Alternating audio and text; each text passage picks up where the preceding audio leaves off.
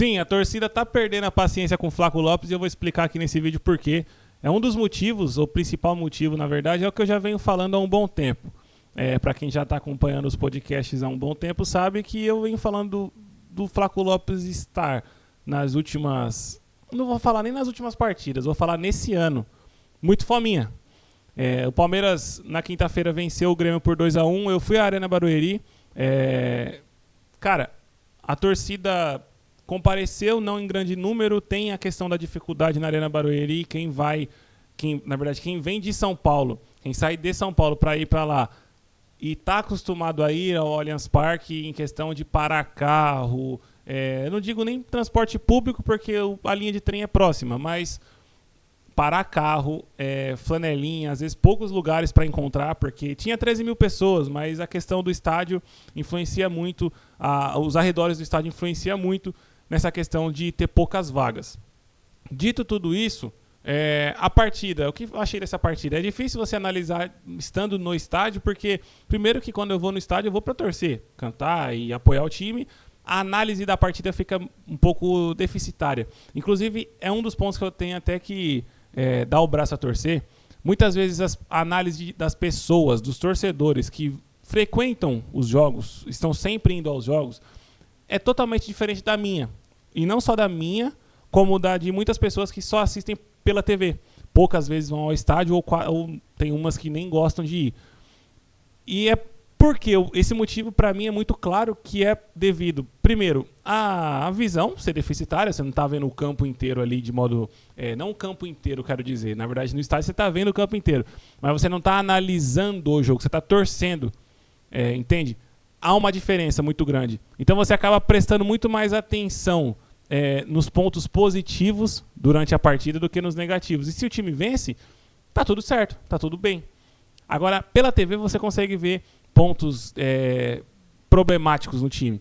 Eu vi os melhores momentos, não vi pela TV depois. E, cara, o jogo do Palmeiras, eu já tinha tido mais ou menos essa prévia análise ali no campo. Não tinha sido uma boa partida, mas teve alguns pontos positivos.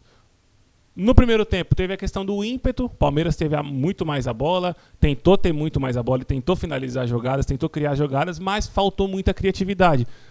E um dos problemas dessa falta de criatividade não é só questão de treinador, de fato não é. Você próximo ao campo, você consegue analisar e ver também, aí é um ponto positivo de ir ao estádio. E eu estava bem no que seria a central leste, né, da Arena Barueri, bem de frente ao campo, bem próximo ao campo. As jogadas do Palmeiras... as jogadas, falando individualmente dos jogadores, é muito simples. Muitas vezes as jogadas estão claras para serem feitas com o Alan, com o Giai na direita, muitas vezes os passes vindo ali do Andreas Pereira e do Marlon Freitas.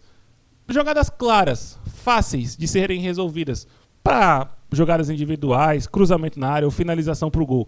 Mas não é feita.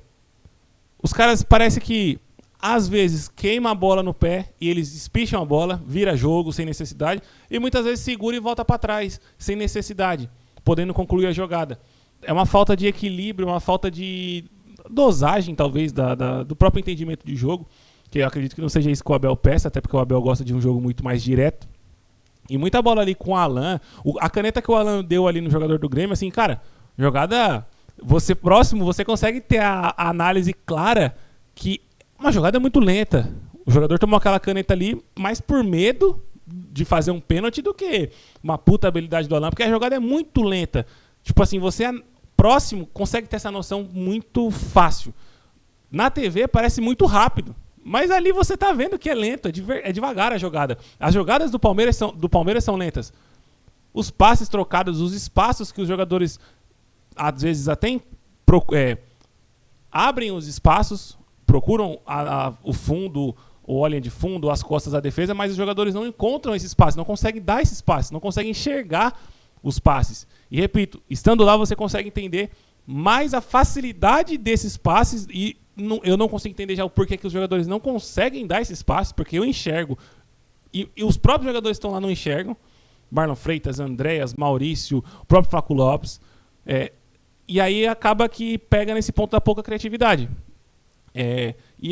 A criatividade, no caso, nesse jogo foi mais pelo último terço. O último terço do Palmeiras, que como o Palmeiras teve esse ímpeto, faltou no final. Mas onde entra o ponto do Flaco Lopes? Cara, eu vi lá no estádio a torcida já brava com o Flaco Lopes, porque no primeiro tempo foi impossível. Ele estava errando absolutamente tudo e não errando lances que, ele tá tentando. Não, cara, ele estava sendo fominha de fato, segurando jogadas, e eu do lado ali vi Alan passando, Giai passando, ele segurando bola, ao invés de tocar de primeira ou dominar e já tocar para fazer uma ultrapassagem, para poder fazer 1-2, resolver a jogada. Ele estava segurando a jogada, levantando cabeça, prendendo bola, para aí poder fazer alguma coisa, e todas ele perdeu. Como eu já venho falando, muitas vezes ele faz isso, acaba tocando a bola de lado e aparenta ser habilidade. Mas nesse jogo contra o Grêmio ele errou tudo. Então já começa a demonstrar, e aí a própria torcida já começa também a demonstrar essa insatisfação. Porque é chato, cara. Você tá vendo a jogada ali sendo criada, cai no pé do cara, a jogada morre. E às vezes ele não perde a bola, mas a jogada morre do mesmo jeito, porque quando é para ele acelerar, ele segura. Então, também já é uma questão de, eu acho que já não é questão de tato, é mais a questão de, ele já tá achando que é craque, tá na cabeça dele, o jogador tem isso. Tá na fase boa, tá tudo dando certo, o cara já começa a inventar muita coisa. E aí é onde recai no ostracismo, porque se ele parar de evoluir, beleza, você não vai evoluir para sempre, mas você precisa manter, que é muito mais difícil, inclusive. E é onde entra o papel do treinador também. Eu lembro do Abel falava pro Rafael Veiga na época, pros jogadores do Palmeiras 2020, 2021, de não se esquecer o que te fez chegar até ali. Palmeiras jogando as finais e tudo. Tem que falar pro Flaco Lopes também, porque ele já tá esquecendo o que fez ele chegar ali, que não era ser fominha, é sim ter uma certa habilidade, bom passe, boa chegada, finalização, ser de fato um segundo atacante, mas ele não é um craque, nunca foi. Ele precisa manter aquele futebol de jogadas rápidas, trabalhadas, 1-2, participação com o Vitor Roque, se não é o Vitor Roque, era o Maurício no jogo de quinta-feira, mas um jogo coletivo.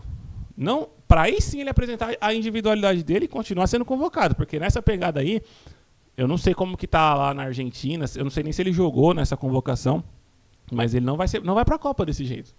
Desse jeito ele não vai. Se ele manter o que ele fez contra o Grêmio e vem fazendo nas outras partidas, só que vinha dando certo, né? Agora que começou a dar errado, ele não vai para a Copa. E esse é um dos problemas pela falta de criatividade do Palmeiras. Chegava a bola no pé dele e morria a jogada. Ele até fez uma jogada ali com o Arias no primeiro tempo, né? Onde o Arias finalizou, o Everton fingiu que sofreu uma falta e tal. Mas foi a única que ele de fato tentou 1-2, uma jogada rápida. Todas as outras morreu no pé dele.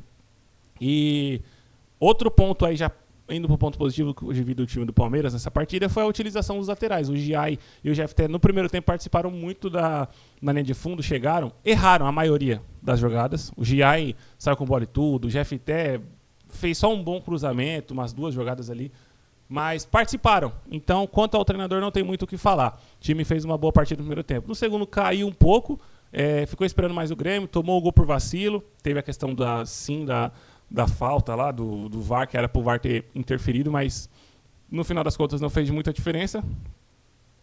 Em relação às estatísticas, para mim o que eu vi, o Palmeiras teve um domínio próximo do ideal em relação ao número de passes, finalizações, escanteios, que foi o que eu falei do ímpeto, né? Muito condicionado pelo primeiro tempo, mas de fato teve. E sobre o mapa de calor, eu vou estar mostrando mais no podcast. Aqui é praticamente um pós-jogo, né? Um pós-jogo mais atrasado. O posicionamento médio também do Palmeiras foi próximo do ideal, com os 2 laterais lá em cima, os pontas lá em cima, os meio-campistas bem à frente do meio-campo, né? O Marlon Freitas à frente do meio-campo, o Andrés bem à frente, próximo à área, Maurício, o Flaco. Só o Flaco que ficou um posicionamento meio de falso 9, porque ele não consegue mais ser o 9 que ele fora há um tempo atrás, né? Quando ele iniciou no Palmeiras. Mas ajustes finos que precisa ser dado, obviamente, sempre vai precisar, mas o Palmeiras apresenta um caminho. Como eu já falei milhões de vezes, não é o ideal, não é o que eu penso como o melhor futebol para esse time, mas está indo num caminho. E se você for comparar com o resto do Brasil, não tem o que fazer. O Palmeiras joga assim o melhor futebol, porque não consigo falar isso como o melhor futebol, porque não é um bom futebol, mas em comparação aos outros está jogando melhor. Então não tem muito o que falar.